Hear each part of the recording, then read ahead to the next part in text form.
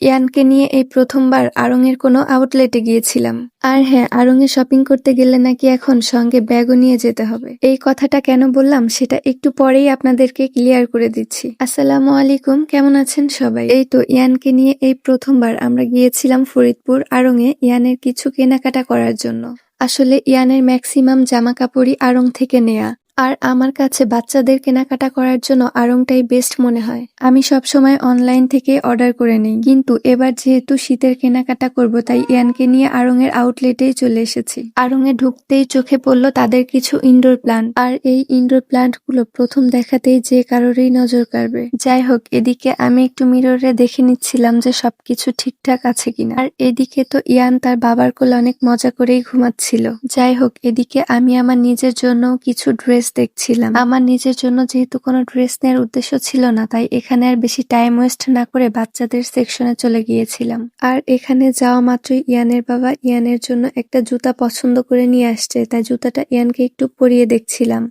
জুতাটা দেখতেও সুন্দর ছিল আর সাইজটাও একদম পারফেক্ট ছিল, তাই জুতাটা নিয়েছি। আর এইদিকে আমার ইয়ান জুতাটা পরেই হাঁটছিল। ইয়ান হাঁটতে মাশাআল্লাহ অনেক বেশি পছন্দ করে। জুতাটা আপনাদের কাছে কেমন লেগেছে কমেন্ট করে জানাতে ভুলবেন না। আর এইদিকে আমি ইয়ানের জন্য কিছু লং স্লিভ টি শার্টও দেখছিলাম, কিন্তু তাদের উইন্টার কালেকশন নাই বললেই চলে। তারপর কি আর করব, এখানে মেয়ে বেবিদের কিছু ড্রেসের কালেকশন দেখছিলাম। ড্রেসগুলো বেশ ভালোই লাগছিল, কিন্তু সাইজ পাচ্ছিলাম না। যাই হোক, এরপর কেনাকাটা শেষ করে যখন বিল পেমেন্ট করতে যাই তখন আড়ং-এর একজন স্টাফ বলছিল আমরা কি বাসা থেকে ব্যাগ নিয়ে এসেছি নাকি তারা ব্যাগ দিবে, আর তাদের থেকে ব্যাগ নিলে নাকি টাকা দিয়ে কিনে নিতে হবে। এটা যে কেমন নিয়ম হয়তো একমাত্র আড়ং-এর ওনারই বলতে পারবে। যাই হোক, আজকে এ পর্যন্তই। দেখা হবে পরের কোনো ভিডিওতে। সবাই ভালো থাকবেন। আল্লাহ হাফেজ।